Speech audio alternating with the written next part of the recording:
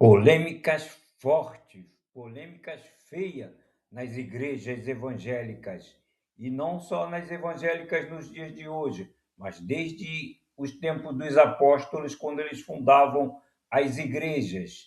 Então, Rodrigo Silva, pastor e arqueólogo, vai dar uma aula agora, uma explicação fantástica, detalhada, que você ainda não conheceu em lugar nenhum. Ele vai explicar detalhadamente como que as igrejas vivem seus conflitos, desde a época dos apóstolos até o dia de hoje. Então, vamos assistir isso aí de Rodrigo Silva.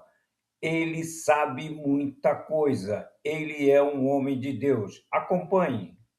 Muito bem, meus irmãos. Deixe-me começar fazendo uma pergunta para você. O que hoje faria você deixar a igreja ou já está desanimando você em relação à igreja? Eu não esqueci do sorteio não, viu, gente? O sorteio será no final, então se você fizer a inscrição agora também, você vai participar. Voltando ao que eu estava dizendo. O que hoje desmotiva você à igreja? Aliás, eu quero até saber, será que eu estou falando nesse momento com alguém que já não frequenta mais a igreja? Tem alguém na sua família que já não está mais indo à igreja porque ficou decepcionado, não acredita mais nos pastores, nos líderes religiosos, no padre da paróquia dele? Chama essa pessoa para assistir essa live agora. Vai lá, manda uma mensagem no WhatsApp para ela aí. Eu vou dar um tempinho. Vai lá. Fulano, você não está aí na igreja? Ouça agora o Rodrigo Silva. Aquela pessoa que está assim, a igreja hoje não tem mais o fervor de antigamente.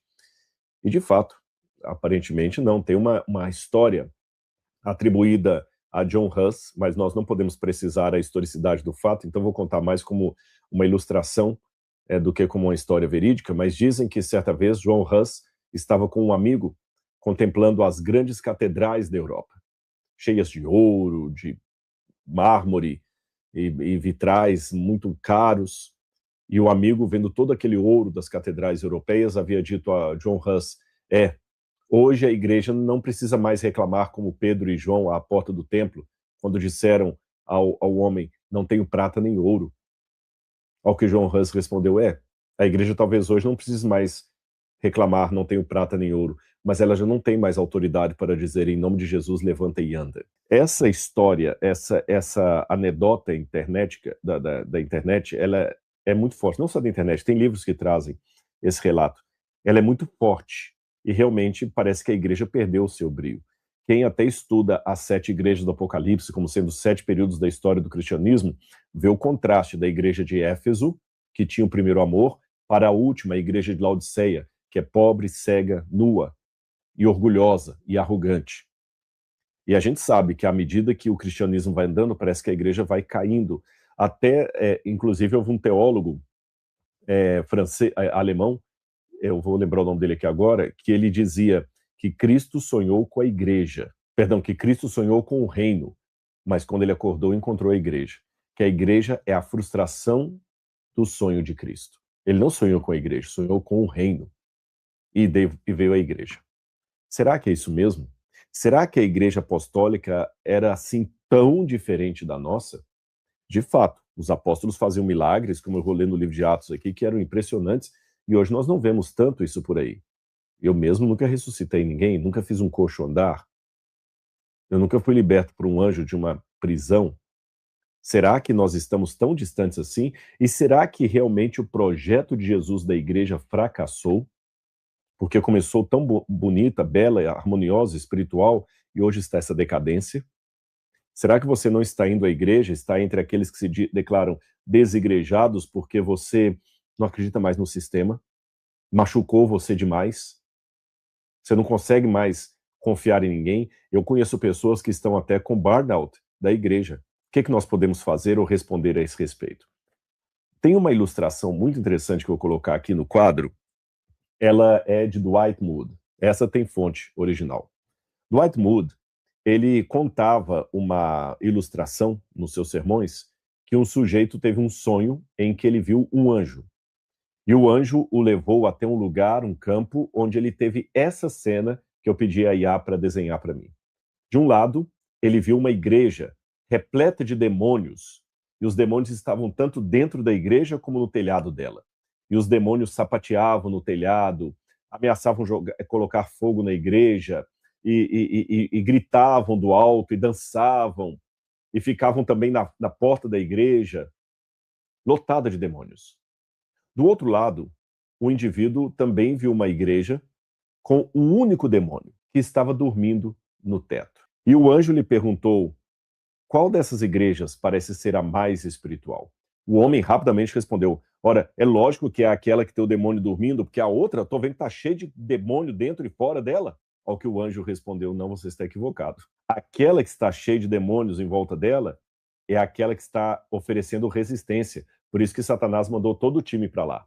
A outra, onde o diabo está dormindo no telhado, ele está dormindo porque não tem com o que se preocupar. Então, quando nós vemos muitos problemas na igreja, e por favor, não pense que isso aqui é uma maneira de defender o sistema, de passar pano quente para os erros cometidos em nome de Deus. Não, não se trata disso. Eu, Rodrigo Silva, que falo com vocês, quem conhece a minha história, minha biografia mais de perto, sabe que eu também fui muitas vezes vítima do sistema religioso. Eu também já apanhei.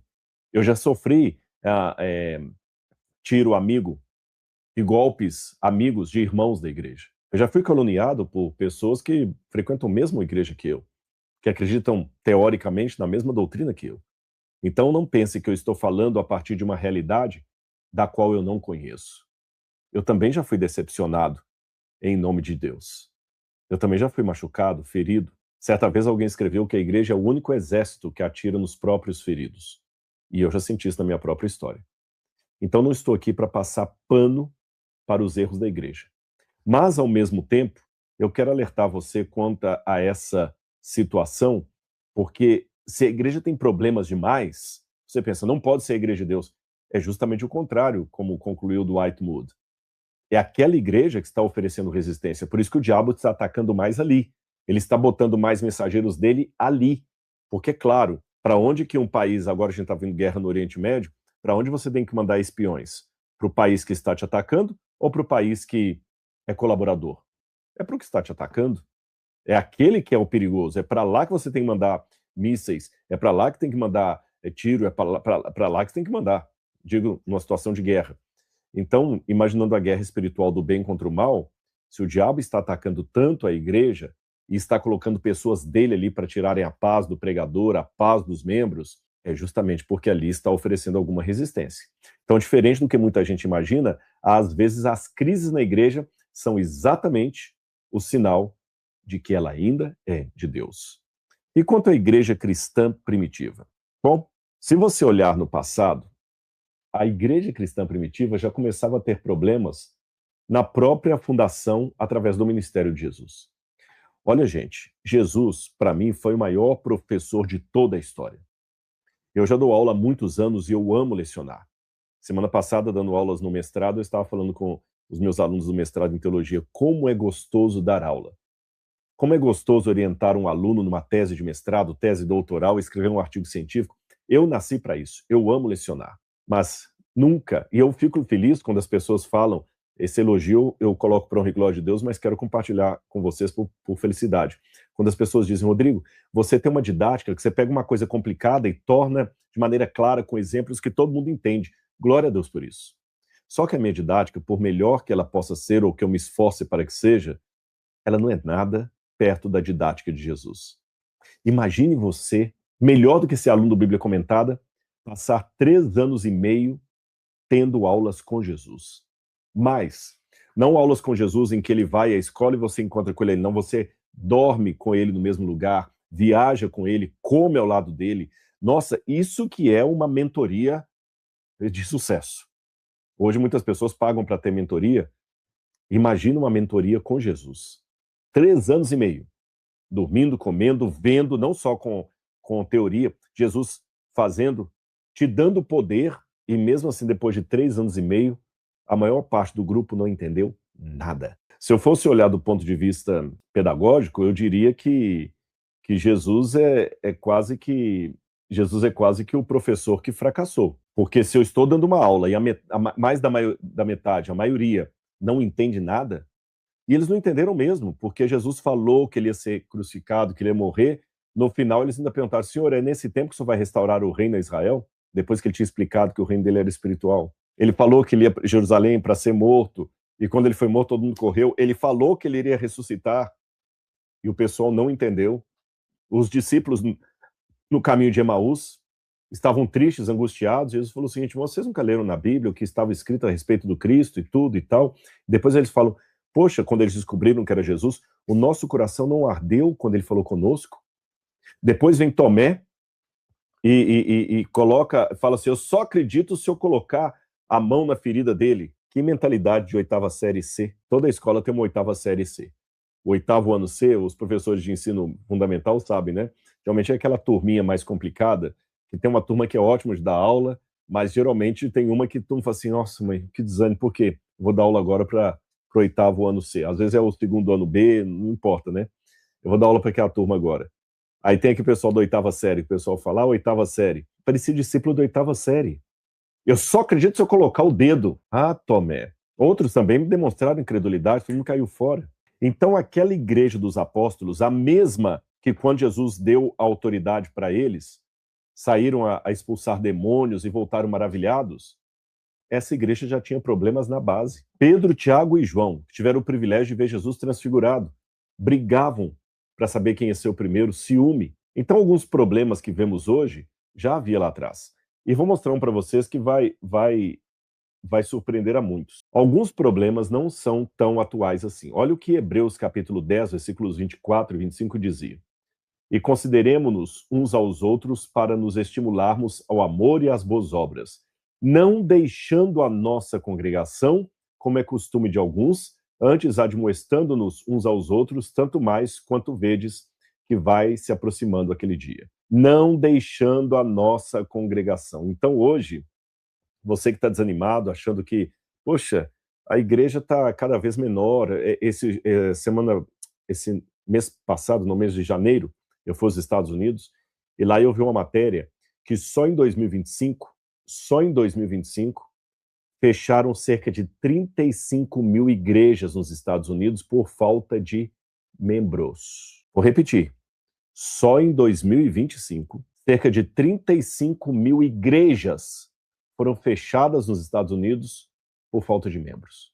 Igrejas das mais diferentes agremiações religiosas, protestantes, católicas, evangélicas, pentecostais, 35 mil. E lá tem muito esse fenômeno. Às vezes tem aquela igreja bonita, com órgão, de tubos, com vitral, você chega lá, tem 30 velhinhos de cabecinha branca frequentando. Aí morre um, morre o outro. O dia que morre o último, a igreja é vendida pela prefeitura. Muitas igrejas viram cassino, outras viram bilhar, bar, outras são demolidas, outras são preservadas apenas para um monumento histórico. A gente pensa que isso é um problema atual, mas já na época do primeiro século, o autor do livro de Hebreus falava, não deixem a congregação como é costume de alguns. Então já tinha o problema das pessoas pararem de frequentar a igreja naquele tempo. Quer ver outro problema? Houve uma polêmica muito grande aí com o tratamento diferenciado que algumas igrejas dão entre os mais ricos e os mais pobres, os VIP, né, os VIPs e os mais simples. Olha que isso já acontecia também na época de Tiago.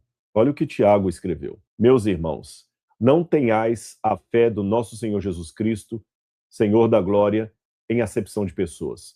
Porque se entrar em vossa reunião algum homem com anel de ouro no dedo e roupa luxuosa, e entrar também alguém pobre com roupa suja, e tratarem com deferência o que traz a roupa luxuosa, e lhe disserdes, assenta-te aqui em lugar de honra, e disserdes ao pobre, fica ali em pé, assenta-te debaixo do estrado, porventura não fizestes distinção entre vós mesmos, e não vos tornastes juízes com maus pensamentos? Ou seja, aquela historinha de eu não vou na igreja não, que as pessoas ficam... Isso foi Tiago, capítulo 2, versículos 2 a 4 que eu li. Aquela ideia de, eu não vou para a igreja não, porque lá a pessoa só fica olhando roupa, status. Isso já havia no passado. Eu já começo com esses versos que eu mencionei, tanto a menção que eu fiz da época de Jesus, como depois ali no período apostólico, a tirar aquele mito de pessoas que acham o seguinte, que a perseguição fez a igreja toda ficar unida e que os irmãos tinham sempre que se esconder e fazer culto escondido. Não, aqui tinha uma igreja funcionando normalmente. Não no prédio que hoje chamamos igreja, porque os irmãos, essa assembleia, eles se reuniram até o quarto século terceiro, quarto século, os irmãos se reuniam em casas uns dos outros. Não havia um edifício chamado igreja. Então havia uma casa e as pessoas se reuniam na casa como se fosse uma célula ou um pequeno grupo. Assim que eles se reuniam. A igreja, como nós hoje entendemos arquitetonicamente, é uma situação posterior. E em muitos lugares a igreja funcionava normalmente. Por exemplo, em Dura Europos, na verdade até um pouquinho antes do quarto século, em Dura Europos você já tem uma igreja, a igreja mesmo, funcionando do lado de uma sinagoga. E nessa época já havia discriminação, lá atrás, no período apostólico. Tanto é que Tiago fez a advertência. Ora, se em alguns lugares está escrito assim, não ultrapasse, é porque as pessoas ultrapassam ali. Se tem uma placa, não coloque lixo nesse lugar, é porque as pessoas colocam lixo. Se o apóstolo já falava lá, gente, não tratem as pessoas com diferença pelo nível social, é porque já acontecia aquilo. Senão não havia necessidade dele dessa advertência. E quando você vai para Apocalipse, capítulo 2 e 3, e lê as cartas do Apocalipse, ali também já está descrevendo situações muito complicadas. Mesmo para aqueles que adotam uma interpretação historicista do Apocalipse, que acham que as 7 igrejas referem-se a 7 períodos, 7 fases diferentes da igreja cristã, desde o período apostólico até a segunda vinda de Cristo, reconhecem que, embora as cartas do Apocalipse possam profeticamente referir-se a tempos posteriores ao apóstolo João, elas falavam de problemas atuais, reais, da época do apóstolo João. Ou seja, as igrejas tinham problema de ter abandonado o primeiro amor, como ele falou para a igreja de Éfeso. As igrejas tinham problema de sustentar hereges, como os nicolaítas. A igreja tinha problema de idolatria, que ele já falava daqueles que sustentam a doutrina de Jezabel, que induziu o povo a comer coisa sacrificada a ídolos. A igreja habitava no lugar que tinha habitação, o trono de Satanás. A igreja tinha problemas. Havia advertência que Jesus já fazia para a igreja daquele tempo. Se você não se arrepender, eu vou remover o seu lugar dos meus candelabros. Então, vocês estão notando que essas passagens bíblicas que eu mostro para vocês, elas, diferente do que muita gente imagina, não apresentam uma igreja cristã bonitinha, 100%. Não, era uma igreja que tinha espiritualidade, tinha o poder do Espírito, era a igreja que estava há poucos anos do Pentecostes, mas era uma igreja que tinha problemas, sim, senhor. Bem diferente do que nós imaginamos. Tá certo? É que muita gente, quando lê o livro de Atos, eu vou ler essa passagem para vocês, e vocês vão entender por que as pessoas imaginam uma igreja perfeitinha, que na verdade ela não era. A primeira passagem que eu quero ler é Atos, capítulo 2, versículos 42 em diante, que descreve a igreja dos apóstolos. Diz assim: e perseveravam na doutrina dos apóstolos, e na comunhão, e no partir do pão e nas orações. Em cada alma havia temor, e muitos prodígios e sinais eram feitos por meio dos apóstolos. Todos os que criam estavam juntos, e todos tinham tudo em comum. Vendiam suas propriedades e bens, distribuindo o produto entre todos, à medida que alguém tinha necessidade. Diariamente perseveravam unânimes no templo, partiam o pão de casa em casa e tomavam suas refeições com alegria e singeleza de coração. Então, essa passagem, outra que eu poderia ler aqui com vocês também, Atos capítulo 4, versículo 32, da multidão dos que creram, eram um o coração e a alma. Ninguém considerava exclusivamente sua nenhuma das coisas que possuía. Tudo, porém, lhes era comum. Com grande poder, os apóstolos davam testemunho da ressurreição de Jesus, etc. E diz mais aqui, olha, não havia necessitado entre eles, porque os que possuíam terras ou casas, vendendo-as, traziam os valores correspondentes e depositavam aos pés dos apóstolos. Então se distribuía cada um conforme a sua necessidade. Muita gente pode falar, Rodrigo, isso aqui é o comunismo que deu certo. É o socialismo, não aquele pregado por Marx, mas é o que deu certo.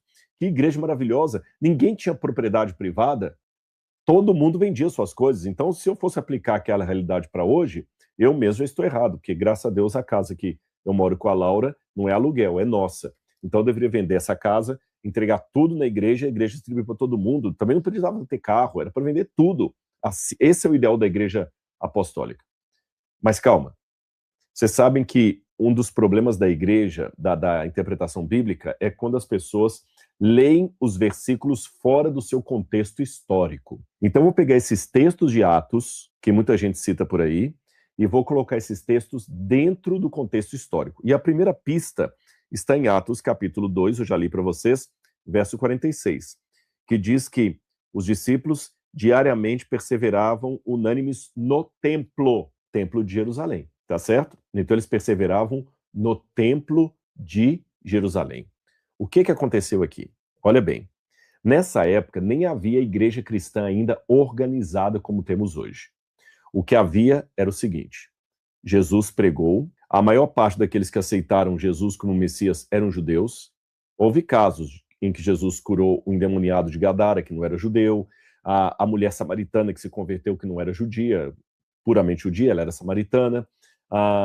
Você tem também a mulher Ciro-Fenícia, que Jesus curou a filha dela, que estava endemoniada, o centurião de Roma, o centurião de Cafarnaum, que era um romano. Então, houve casos de pessoas que não eram judeus que se converteram a Jesus, mas, majoritariamente, o séquito de Jesus eram judeus. Os apóstolos eram judeus, Maria Madalena era judia, a Maria, mãe de Jesus, era judia, todo mundo era judeu. Esses judeus, 120 ao todo, depois da morte, ressurreição e ascensão de Jesus, se reuniram no cenáculo em Jerusalém e receberam o Espírito Santo. O Espírito Santo caiu entre duas festas que estavam acontecendo. Jesus foi morto na festa da Páscoa, da semana de Páscoa, e o Pentecostes, o Espírito Santo caiu na festa do Sukkot, a festa do Pentecostes, 50 dias depois. Jerusalém, em ambas as situações da morte de Jesus e do Pentecostes, estava apinhada de peregrinos de toda parte que vinham para Jerusalém. Flávio Josefo diz que Jerusalém chegava a ter 1 milhão de pessoas nessas datas, um número que muita gente acha exagerado, mas ainda que eu fale de 200 mil pessoas, 100 e poucas mil pessoas, você está aumentando exponencialmente o número de pessoas em Jerusalém. Então, as pessoas chegavam, não tinham lugar para dormir, porque não havia rede de hotéis, água bastante para todo mundo. Então, o poder público fazia uma forma de ajudar as pessoas que eram peregrinos que iam para Jerusalém. Naquela época não havia eleição, mas havia critérios populares que, de certa forma, forçavam os políticos a darem benesses ao povo, principalmente para manter o povo calmo. Então imagina Jerusalém apinhada de pessoas, de judeus que vinham de toda a parte do Império Romano, das cidades gregas, que a maior parte dos judeus moravam na diáspora. Então Jerusalém estava repleta de peregrinos, e a última coisa que os governantes romanos ou os herodianos queriam nas suas mãos era uma revolta popular. E o povo, quando está insatisfeito, ou com fome, ou faltando alguma coisa, ou com crise econômica, principalmente crise econômica, o povo derruba um sistema. Sendo assim, o templo recebia muitos recursos governamentais para distribuir a quem? Aos pobres. Detalhe, quando eu falo pobre, na época bíblica não havia algo que possamos chamar de classe média, como nós temos hoje. Então havia os ricos e havia o povo, tá certo? E aqueles que estavam abaixo da linha da pobreza. Mas não havia a classe média, pelo menos do jeito que nós temos hoje. Isso é um assunto para outra discussão. Então, olha como é que o templo funcionava como um celeiro popular para ajudar o povo. E de onde que vinham os recursos? Do próprio povo. As pessoas davam o dízimo, davam o imposto anual do templo e davam as ofertas no templo também. E olha o que diz o livro de Deuteronômio, capítulo 14, versículos 28 a 29. Ao fim de cada 3 anos, tirarás todo o dízimo da tua colheita, e o levita, o estrangeiro, o órfão e a viúva virão e comerão. Então, já na lei de Moisés, estava predito que a cada 3 anos haveria um dízimo especial, diferente daquele dízimo que eles traziam ao fim de cada colheita. É um dízimo extra, um segundo dízimo. E esse segundo dízimo, diferente do dízimo regular, era usado não só para os levitas, mas também para os órfãos, as viúvas, os pobres. Então, lá no templo, na época de Jesus, na época dos apóstolos, vocês estão vendo essa ilustração aí? O sujeito está derramando um monte de moedas em várias sacas. E, de acordo com o Flávio Josefo, parece que havia no templo 13 cofres diferentes. 13 cofres diferentes. E um tipo de cofre era chamado de tamhuim, está em hebraico, coloquei em hebraico aqui, ó. Tamruim, a primeira palavra hebraica que está aí, e o outro, kopá. Tanto o tamruim como o kopá eram tipos de ofertas que as pessoas davam para ajudar os mais necessitados. Então ela quer, olha, esse aqui é a minha oferta do templo, esse aqui é o meu dízimo, esse aqui é para ajudar os pobres. Então eu coloco nesse cofre específico. Então os sacerdotes juntavam aquele dinheiro e distribuíam para as pessoas em forma de ajuda humanitária. Já havia corrupção na época, muito séria na época do templo. E nessa condição, a gente entende por que os discípulos estavam em Jerusalém no templo. Porque muitos que se converteram, lembra que de uma vezada no Pentecostes, foram 3.000 que batizaram, depois 5.000, e muitos nem voltaram para o seu domicílio, continuaram em Jerusalém junto com os apóstolos. Então, onde as pessoas iam comer? No templo. E naquela necessidade ali, muitos dos próprios apóstolos começaram a pedir os que tinham mais recursos a venderem propriedades e ajudar os cristãos. Por qual razão? Letra A. Sendo eles agora declaradamente discípulos de Jesus de Nazaré, certamente os sacerdotes não estavam permitindo que essas pessoas se alimentassem das ofertas do templo. Então havia viúvas, por exemplo, que antes recebiam uma pensão do templo. Mas agora que elas se declararam seguidoras de Jesus e foram batizadas publicamente no Pentecostes, que 3.000 pessoas foram batizadas, essas viúvas agora deixaram de receber, porque Jesus era persona não grata, o seu séquito era considerado perigoso pela elite sacerdotal dos saduceus. Então, evidentemente, que aquele judeu que antes era beneficiado pelos recursos vindos do Templo de Jerusalém, ele agora perdeu o recurso porque se declarou seguidor de Jesus de Nazaré. Em virtude disso, a igreja tinha que amparar essas pessoas. E a melhor maneira de amparar é o seguinte, olha, você tem um pouco de dinheiro, vamos ajudar aqui. Entendeu a situação? Então, a situação que eles viviam era uma situação de perda de benefício por causa da fé. Se hoje acontecesse isso no Brasil, por exemplo, todos aqueles que se tornassem membros da minha igreja, da Igreja Adventista do Sétimo Dia, guardando o sábado, perdessem todo o auxílio do governo, aqueles que são aposentados perderiam a aposentadoria, aqueles que recebem pensão pela morte de um ente querido, de um marido, perderiam esse benefício, perderiam o direito de usar o hospital público. Nós temos que fazer isso, gente. Temos um percentual grande da igreja que agora precisa de nós. Aí vamos nos dividir aqui, nós vamos sustentar os nossos próprios pobres, porque o governo se recusa a fazer isso, uma vez que eles agora são discípulos de Jesus. Uma segunda razão que pode ter levado a igreja a vender esses bens rapidamente é porque eles entendiam que a volta de Jesus estava para os seus dias. E Jesus havia desenhado nas suas pregações o ideal do reino. O João Batista já tinha pregado, quem tiver 2 túnicas, dá uma e fica só com uma. Jesus também falou, o ideal do reino é que vocês amem uns aos outros, que vocês ajudem uns aos outros, que vocês visitem as viúvas. E se Jesus está perto de voltar, e a perseguição já começou, então agora o nosso intento é o reino dos céus. Tanto é que Paulo fala, depois nós, os que estivermos vivos, falando da volta de Jesus, então é porque eles pensavam que havia pessoas que ficariam vivas até a volta de Jesus. Então essa situação fez com que os discípulos começassem a vender tudo. Imagine agora se nós descobríssemos que Jesus vai voltar, ou pensássemos que Jesus vai voltar daqui a 2 anos. Se Jesus vai voltar daqui a 2 anos e a igreja já está começando a ser perseguida, para que eu vou guardar dinheiro da aposentadoria? Eu vou pegar todo o meu dinheiro do banco e vou distribuir. Agora a prioridade é outra. Para que eu vou ficar com essa casa? Eu vou vender essa casa, pegar o dinheiro e vou viver de aluguel. 2 anos. Eu não preciso de casa. Era essa a situação da igreja cristã primitiva. Mesmo nessa situação da igreja cristã primitiva, também começou em breve a haver problemas. Vou revelar o primeiro problema para vocês. Lucas capítulo 24, versículo 49. E Atos capítulo 1, versículo 4 e 8, essas passagens que você pode ler depois, trazem a orientação de Jesus à igreja cristã primitiva. Jesus disse para eles assim, fiquem em Jerusalém até que do céu vocês sejam revestidos de poder. E depois que vocês forem revestidos de poder, vocês serão minhas testemunhas em Samaria, Galileia e até os confins do mundo. Então olha o que Jesus falou. Fiquem em Jerusalém até que vocês recebam o Espírito Santo. Esse até no grego é muito enfático. Então quando Jesus diz para eles, fiquem em Jerusalém até que do céu vocês recebam o poder, significa que depois que eles recebessem o poder, Eles deveriam deixar Jerusalém, mas eles não deixaram. Eles ficaram em Jerusalém. Eles continuaram lá. Eles receberam poder e Pedro está lá, pregando, realizando sinais, prodígios, aquela coisa toda, ninguém saía em Jerusalém, todo mundo ali orando, distribuindo as coisas, mas acomodados em Jerusalém. Tanto é que por essa política deles de vender tudo e ficar todo mundo em Jerusalém, ninguém queria ir embora.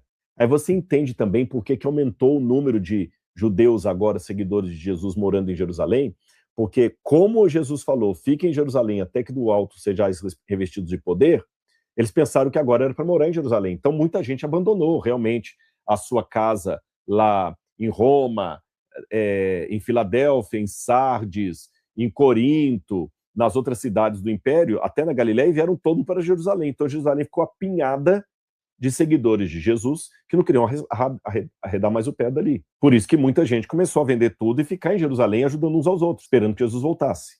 Mas isso trouxe um acomodamento. E eles não cumpriram o que Jesus falou. Saiam de Jerusalém. Tanto é que a prova que muitos deles ficavam insistentemente em Jerusalém é que Paulo não fala de coleta de ofertas para outras cidades cristãs. Podem olhar, Paulo sempre fala o seguinte: eu vou coletar as ofertas para levar para os pobres em Jerusalém. Até na época de Paulo, havia discípulos de Jesus que, contrariando a ordem do mestre, insistiam acomodadamente em continuar em Jerusalém. Paulo tem uma hora que ele fala o seguinte: olha, no primeiro dia vocês separem as ofertas para que eu possa levar para Jerusalém. Vamos ajudar os pobres de Jerusalém. Mas você já parou para pensar assim? Não havia pobres também em Tessalônica? Não havia pobres em Bereia? Não havia pobres em Calcedônia? Ou não havia pobres em Jerusalém? Perdão, em Roma? Por que Paulo fala dos pobres de Jerusalém? Pode olhar. Toda vez que Paulo fala de coletar ofertas, levar para Jerusalém. E diferente do que você está imaginando, não é porque mandava para Jerusalém redistribuir, não. É porque Jerusalém estava apinhada de cristãos que já não trabalhavam. Estavam ali agora, tranquilos, esperando Jesus voltar. Tanto é que Paulo, uma hora, vai mudar e fala assim: olha, gente, vamos parar com isso. Você não deve ser pesado a ninguém. Olha o meu exemplo. Eu podia viver do dízimo. Eu estou construindo tendas. Então você tem aqui uma realidade de pessoas que estavam demais em Jerusalém. Aí o que Deus teve que fazer? Atos capítulo 5, versículo 17. Levantando-se, porém, o sumo sacerdote e todos os que estavam com ele, isto é, o partido dos saduceus, ficaram com muita inveja. Prenderam os apóstolos, os recolheram na prisão. Começou uma perseguição em Jerusalém. E essa perseguição foi agravada depois, quando Herodes volta a receber, na época de Cláudio, o domínio da Judeia, e Herodes começa uma perseguição aos cristãos em Jerusalém. E muitos especialistas em Novo Testamento acreditam que a perseguição em Jerusalém foi o que a providência divina permitiu acontecer para que os discípulos saíssem de Jerusalém. Aí, realmente, com exceção de João, Tiago e Pedro, todos os outros espalham, vão embora de Jerusalém, aí o evangelho é espalhado. Mas, até então, ficou todo mundo em Jerusalém. Então, você vê que a igreja cristã primitiva, ela também ficou acomodada. E, em pouco tempo, começou a surgir ali também um problema de briga de assistencialismo. Capítulo 6 do livro de Atos. Naqueles dias, aumentando o número de discípulos, houve murmuração dos helenistas contra os hebreus, porque as viúvas deles estavam sendo esquecidas da distribuição diária. Ou seja, dentro da igreja começou a ter briga e falar assim: olha, eu só porque o meu marido é helenista, eu tô sendo esquecida na distribuição do pão, ela ganhou uma cesta básica melhor do que a minha. A outra já ganhou 2 vezes, eu não ganhei nenhuma. Já começou a ter briga na igreja cristã originária, primitiva. Aí os apóstolos falam: olha, gente, para não ter confusão aqui, vamos eleger 7 diáconos, 7 homens que vão ajudar vocês, tá bom? Porque nós não vamos agora deixar de pregar a palavra para ficar distribuindo comida para vocês. E eles fizeram isso. E entre os homens que foram escolhidos, havia um chamado Filipe. E, curiosamente, Filipe não ficou em Jerusalém distribuindo. Ele falou: quer saber? Eu vou cair fora daqui, que aqui é um atraso de vida. Eu vou pregar fora, não vou ficar concentrado aqui, não. Sabe que essa é até uma advertência para, às vezes, que os cristãos ficam acomodados em lugar onde tem muitos cristãos vivendo. Viver aqui no NASP, por exemplo, é muito gostoso. Todo mundo conhece todo mundo. A maior parte dos que moram aqui é tudo crente. No sábado, todo mundo para a igreja. Mas é um lugar perigoso para a espiritualidade, porque as pessoas podem acomodar aqui uma igreja com 2.600 membros, muita gente que muda para cá, para o NASP, que na igreja local da cidade dele, ele era primeiro ancião, pregava, passava lição nas escolas batinas, chega aqui, só fica esquentando o banco. É um perigo. Isso estava acontecendo em Jerusalém. Olha um problema do século XXI que eu já via lá atrás. Tanto é que Filipe, embora foi separado para cuidar das mulheres, falou, vou pregar fora. E mesmo Filipe indo pregar, ele não fez um trabalho tão bem feito de evangelismo, porque ele foi pregar lá nos samaritanos, já é polêmico para o judeu samaritano, e daqui a pouquinho chegou o problema que os samaritanos nem sabiam o que era o Espírito Santo. Então, se hoje há pessoas que reclamam de grupos que estão sendo batizados na igreja sem um conhecimento correto da doutrina, isso aconteceu lá atrás, porque Filipe batizou o pessoal e Pedro teve que ir lá para explicar melhor para eles, e quase por quê? Porque quando Filipe foi, parece que ele não comunicou nada com os apóstolos. Por que eu deduzo isso? Porque o fato de Pedro depois ir correndo lá para os samaritanos para resolver o problema é que estava correndo o risco de surgirem 2 cristianismos, um de Jerusalém e um de Samaria. Aí você ia ter os cristãos e os samaritanos. Olha o perigo. A igreja já tinha problema de grupo separatista lá atrás. Então você já vê que, olha o que eu já apontei aqui. Problema de ciúme, problema de separatismo, problema de pessoas mal preparadas para o batismo, pessoas acomodadas, assistencialismo, que é diferente de ação social. O assistencialismo, pelo menos no contexto que eu estou colocando aqui, é um termo pejorativo. Assistencialismo é aquela pessoa que se acomoda a ficar recebendo cesta básica. Ela nunca faz nada, ela nunca pode colaborar, ela só pode receber. Nós já tínhamos esses problemas lá atrás. Eu quero deixar claro que era uma igreja que tinha problemas, mesmo sendo espiritual. Então você está notando que é um falso cognato. Ou a igreja é espiritual ou ela tem problemas. Não, as duas coisas convivem juntas. Era uma igreja que tinha problemas e era espiritual. Olha esse exemplo aqui. Paulo de Tarso. Paulo foi o homem que mais viu problemas na igreja e ele também causou problemas na igreja. Calma que eu vou explicar para você. A conversão do apóstolo Paulo está em Atos dos Apóstolos, capítulo 9. Paulo se converteu no ano 34. Dependendo da cronologia que você adota, a primeira viagem missionária de Paulo se deu ali pelo ano 47, 48 depois de Cristo. Paulo se converteu no ano 34, mas a primeira viagem missionária dele só se deu 14 anos depois. 14 anos que Paulo ficou na geladeira sem pregar. 14 anos sem escrever uma epístola. Pelo menos não chegou nada até nós. 14 anos. E sabe onde ele estava durante os 14 anos? Em Tarso, fazendo tenda e pregando para um vizinho, para alguém da rua ali e tal. Aquela potência. Paulo de Tarso, o grande apóstolo dos gentios.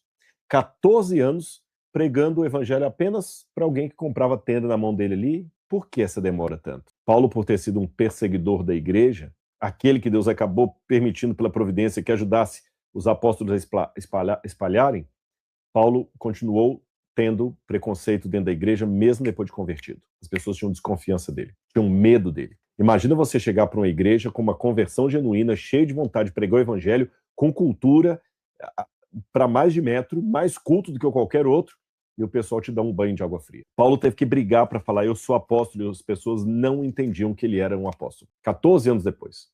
E quando ele vai pregar, ele só vai pregar por uma única razão. Depois você pode ler no livro de Atos. Porque Barnabé vai até Paulo, ele vai até os apóstolos e fala assim, gente, deixa eu lá levar Paulo para ser meu auxiliar no evangelismo. E o pessoal, tá bom, por sua conta e risco. Barnabé vai, pega Paulo e traz como auxiliar, e eles começam a viajar e pregar. E já Paulo começa a pregar para os gentios. Começa a pregar, prega para um, prega para outro, começa a converter no mundo gentílico. Depois de quase 1 ano e meio da primeira viagem missionária de Paulo, que ela começa em 47, 48, por aí. No ano 49, Atos dos Apóstolos, capítulo 15, tem o chamado Primeiro Concílio da Igreja Cristã em Jerusalém. Houve muitos concílios da igreja. Você tem o concílio de Niceia, concílio de Calcedônia, concílio de Éfeso, concílio de Trento, tem vários concílios da igreja. Mas o primeiro concílio foi o concílio de Jerusalém, ano 49. Sabe por que a igreja teve que reunir esse concílio? Chamando todo mundo de várias regiões? Por causa do problema causado por Paulo com sua pregação. Porque Paulo agora começou a batizar pagãos que não eram circuncidados. E o racha na igreja foi tão grande, que Paulo e Pedro explodiram e cada um defendeu um partido. Pedro tinha a convicção que só podia ser aceito no cristianismo quem fosse circuncidado. Paulo tinha a convicção que só podia ser do cristianismo qualquer pessoa que a circuncisão não era mais necessária. E quem estava tentando mediar ali os dois partidos era Tiago. E Paulo ainda foi acusado de comer carne sacrificada a ídolo, trazer problemas na igreja. E Paulo, revoltado, irado, Paulo teve que trazer para eles o argumento do seu ministério. E sabe qual argumento que Paulo trouxe? O meu argumento é a igreja de Corinto. Todo mundo era pagão, eu fiz uma igreja bonita lá, está frequentando, está tudo mais. Só que a igreja de Corinto, que Paulo trazia como argumento do seu ministério, a igreja que Paulo falou assim, vocês são a minha carta de referência, era uma igreja super problemática. Então, em Atos dos Apóstolos, capítulo 15, o primeiro concílio da igreja já foi para resolver problemas, dilemas, briga. E quando a gente lê o partido de Paulo e o partido de Pedro, não romantize isso. O quebra-pau foi feio. Mesmo que eles estavam buscando o Espírito Santo, a coisa foi séria. E não foi resolvida com o concílio. Vou mostrar para você que muito tempo depois, ainda havia nas igrejas problemas de coisas que o concílio já tinha oficializado qual era a postura da igreja. Sabe aquele negócio assim que oficialmente tomou-se uma decisão, mas o problema continuou mesmo depois? Pois é. Imagine você naquela época vendo uma briga teológica de dois homens líderes da igreja. Imagina você recém-convertido. Uma vez eu lembro que houve uma discussão muito acalorada lá no IAN, onde eu estudei na Bahia, hoje é UniAN, onde eu fiz teologia, e um professor de teologia estava brigando com um representante da União da igreja. E os dois começaram a bater boca mesmo, por uma questão administrativa ali, e nós, teologandos, vendo a discussão. E alguém presente levantou e falou, meus irmãos, eu nunca, de onde eu vim, ele tinha recém-chegado no IAN, de onde eu vim, eu nunca vi uma coisa dessa. Dois pastores brigando. Aí um dos dois que estavam discutindo, mais apaixonado com a discussão, virou e falou assim, meu irmão, então você foi do céu, meu irmão, porque aqui na terra tem essas coisas. E durante muito tempo, os teologanos apelidavam aquele professor de O Homem que Veio do Céu, que era o nome de um seriado da televisão. Anedotas à parte, com relação ao lado cômico de tudo isso, realmente, só se veio do céu, porque aqui na Terra as pessoas discutem, brigam, discordam. Isso não significa que seja bom brigar. Nunca. Eu estou apenas detectando que isso acontece. Não é legal que haja discussões e brigas na igreja, mas é real, elas acontecem, elas existem. Se em família existem brigas, eu amo a Laura me ama, nós temos um casamento, graças a Deus, muito bom. Mas se eu falar com vocês que nunca houve uma discussão entre nós, uma diferença de opinião, eu estou mentindo. Tem coisas que às vezes eu defendo um lado, a Laura defende outro, e a gente às vezes nem entra num consenso. Graças ao bom Deus, nunca fomos dormir sem resolver a situação, mas já houve DR. Se eu tenho DR com a pessoa que eu mais amo, que é a Laura, você acha que eu não vou ter DR com um colega de seminário que dá aula comigo? Ou com um irmão da igreja? Infelizmente, nesse mundo tem essas coisas, irmãos. E tanto Paulo era um homem de Deus, como Pedro também era um homem de Deus. Viu como é perigoso você determinar quem é homem de Deus de acordo com aquilo que você acha que é o correto que ele está ensinando ou não? Não, esse aqui é de Deus. Por quê? Porque ele é conservador em relação à música. Não, para mim, de Deus é esse aqui, que ele tem uma ideia mais aberta em relação à música e não perde os jovens da igreja. Cuidado com esses rótulos. A parábola que define a igreja é a parábola do joio e do trigo. E qual a característica do joio e do trigo? Eles são parecidíssimos. Não dá para saber qual é qual. E quando você vai para o livro de Gálatas, e Gálatas possivelmente foi escrito perto desse conflito que houve ali do Concílio de Jerusalém, olha o que Paulo escreveu para os Gálatas. Gálatas capítulo 3, versículo 1, que era uma igreja dele. Ó Gálatas insensatos, quem os enfeitiçou? Não foi diante dos olhos de vocês que Jesus Cristo foi exposto como crucificado? E ele começa a carta aos Gálatas muito revoltado. Paulo, olha como é que ele começa assim, olha, Gálatas capítulo 1, versículo 6. Estou surpreso em ver que vocês estão passando tão depressa daquele que os chamou da graça de Cristo para outro evangelho, o qual na verdade não é outro, porém alguns que estão perturbando vocês, que querem perverter o evangelho de Cristo. E ele chega a ser enfático. Paulo também tinha um gênio muito... Nossa, eu imagino eu dar aula no mesmo seminário que Paulo. Olha o que ele diz assim, Mas, ainda que nós, ou mesmo um anjo vindo do céu, pregue a vocês um evangelho diferente daquele que temos pregado, que esse seja anátema. Tem uma hora aqui que ele fala assim, quanto a Pedro, eu resisti face a face, porque ele se tornara reprovável. Ou seja, é muito agradável conviver com o apóstolo Paulo das cartas, da hermenêutica, da exegese. E Paulo era um camarada duro de roer. Não era fácil, não. Ele era muito arrogante naquilo que ele colocava. Pedro também era turrão e os dois eram homens de Deus. Isso, é claro, não estou justificando as coisas erradas. E, aliás, falando em coisas erradas, olha o problema de Corinto. Eu vou ler para vocês. Se você ler Coríntios, não vou ler tudo, não, porque é muito extenso. A carta de Corinto, capítulo 9, 1 Coríntios, que Paulo escreveu também na época da crise lá, que engendrou o concílio de Jerusalém.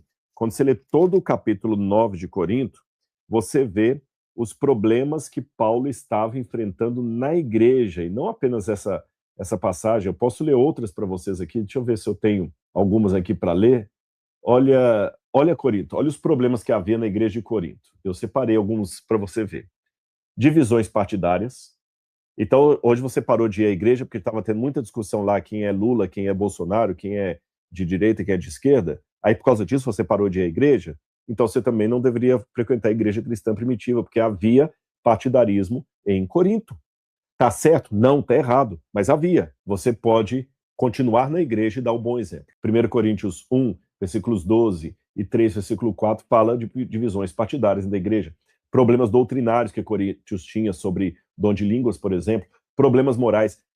Tem alguém na sua igreja que tem relação incestuosa, aberta, que todo mundo sabe? Corinto tinha. Eu vou ler, que tem gente que está duvidando. Olha aqui. 1 Coríntios, capítulo 5. Deixa eu ver, acho que é 2 Coríntios, capítulo 5, versículo 1. É 1 Coríntios mesmo. Estava lendo o segundo, por isso que eu não estava... Ouve-se por aí que entre vocês existe imoralidade, e imoralidade tal que nem mesmo entre os gentios, isto é, que alguém se atreva a possuir a mulher de seu próprio pai. Paulo está falando que em Corinto havia uma imoralidade tal que nem no mundo pagão ele estava vendo isso. E nem por isso Paulo desistiu da igreja. Prostituição religiosa, membros frequentando bordéis, embriaguez na Santa Ceia, litígio. Havia um irmão que estava processando o outro num tribunal secular e parece que a igreja não tinha se interessado bastante. Por isso que o irmão foi processar o outro. E essas igrejas que tinham todos esses problemas, estou falando de uma igreja do primeiro século, da época apostólica. Essas igrejas trouxeram tantos problemas para Paulo que eu vou até colocar aqui, tem uma parte que Paulo fala da sua crise, que ele queria sumir. Se você depois ler com calma, Filipenses capítulo 1, versículos 23 e 24, Paulo falou que ele desejou a morte. E não é por perseguição, não. Quando alguns leem esse texto de Filipenses 1, 23 e 24, e 2 Timóteo capítulo 4, versículos 6 a 8, pensa, não, Paulo desejou a morte por causa da perseguição que a igreja estava enfrentando. Não, meus irmãos. Ele desejou a morte, quando você lê ali, por causa dos problemas que ele teve na igreja. Entre esses problemas, quando ele fala assim, a grande tribulação que tivemos na Ásia, eu vou falar com vocês qual é a tribulação. A Ásia, naquela época, era a região que está aí de vermelho, que pegava Éfeso. Paulo ficou 3 anos em Éfeso e depois ele teve problema com os judeus e talvez até com ex-cristãos, pessoas que seguiram e depois caíram fora. E essas pessoas de Éfeso causaram tanto problema para Paulo que ele foi expulso de lá. E quem causou problema para Paulo? Construtores de ídolos, pagãos, alguns judeus e alguns cristãos também. E como é que eu sei que cristãos também estavam entre aqueles que tiveram problema com Paulo? Que ele sai daqui de Éfeso, depois ele vai para continuar a sua viagem e vai até a Macedônia. E quando a gente chega ali, mais à frente no ministério de Paulo, a gente nota que ele teve problemas quando chegou na Macedônia, porque ele fala, por exemplo, quando ele vai para Corinto, ele fala das pessoas que o abandonaram. Olha aqui, eu vou ler para você que ele fala, deixa eu ler para vocês, 2 Timóteo, capítulo 4, versículo 9. Empenha-te em vir até a mim o mais rápido possível, porque Demas, tendo amado o presente século, me abandonou e foi para Tessalônica. Crescente foi para Galácia. Tito foi para Dalmácia. Esses que aqui saíram, alguns comentaristas pensam que são pessoas que saíram porque foram pregar o evangelho longe, mas há comentaristas que pensam que alguns desses aqui, na verdade, não foram pregar o evangelho longe, foram pessoas que o abandonaram. Tanto é que quando ele fala de Demas, ele fala, tendo amado o presente século, me abandonou. Então eram pessoas que talvez continuaram dando problema para ele desde Éfeso, que Paulo desejou a própria morte. A depressão foi grande por causa dos problemas da igreja cristã primitiva. Se a igreja cristã primitiva tinha tantos problemas e ainda assim era a igreja de Deus, então por que a de hoje não será? Se a igreja cristã primitiva, com tantos problemas, não foi autorizada ao cristianismo avulso, pelo contrário, Hebreus diz, continuem congregando, não deixem de congregar, então por que hoje você parou de ir à igreja? Será que você está numa igreja pior do que a igreja de Corinto? Para quem Paulo falou que era a carta de recomendação do ministério dele? Será que a sua igreja é pior do que a igreja de Corinto? E será que você é melhor do que o apóstolo Paulo? Porque Paulo era um homem espiritual e ele não abandonou a igreja apesar das decepções que teve nela. Mas você, talvez, que não tem a espiritualidade de Paulo, nem é inspirado como Paulo, está se achando santo demais para ficar numa igreja que talvez é tão ou menos problemática do que a igreja de Corinto, do que as igrejas que Paulo fundou. Paulo sofreu pela igreja, mas sofreu na igreja, não afastado dela. Se na igreja cristã primitiva, apesar de tantos problemas, se apesar dos apóstolos terem problema de litígio, de briga, de inveja, de perseguição, Deus ainda pôde usá-los e dar o Espírito Santo sobre aqueles que eram sinceros, mesmo sendo falhos, isso significa que a igreja de hoje também pode receber o Espírito Santo. Basta ter sinceros no meio dela. Não perfeitos, porém sinceros. Sinceros que cometem equívocos, como Pedro, que precisou ser repreendido por Paulo, como Paulo, que também foi muito duro com João Marcos, mas Deus sabe os que são seus. Dizem que quando Jesus ressuscitou e subiu ao céu, os anjos, ao ouvirem na terra os apóstolos completamente destrambelhados, perdidos, como cego em tiroteio, péssimos alunos que ficaram 3 anos e meio e não aprenderam a doutrina de Jesus, diz que os anjos olharam lá para baixo. É uma anedota, é claro, isso não está na Bíblia. É uma ilustração. Os anjos então teriam dito a Jesus, Senhor, que bom que o Senhor venceu, mas eles não... Quais são os seus novos planos? E Jesus teria dito, eu não tenho novos planos. Eles continuam sendo os meus planos, porque eu prometi para eles que a igreja triunfará e as portas do inferno não prevalecerão contra ela. A igreja não é você, a igreja somos nós. A igreja não sou eu, a igreja somos nós. Igreja não é indivíduo, igreja é a coletânea, o coletivo de indivíduos. Assim como a abelha não é a colmeia, o Rodrigo não é a igreja. A igreja é o Rodrigo, a Laura, o João, o Pedro, a Maria, o Antônio, você. Nós somos a igreja. Rodrigo é só Rodrigo. A abelha é só abelha. O coletivo de abelhas é que forma a colmeia. O nosso coletivo é que forma a igreja. Gostou?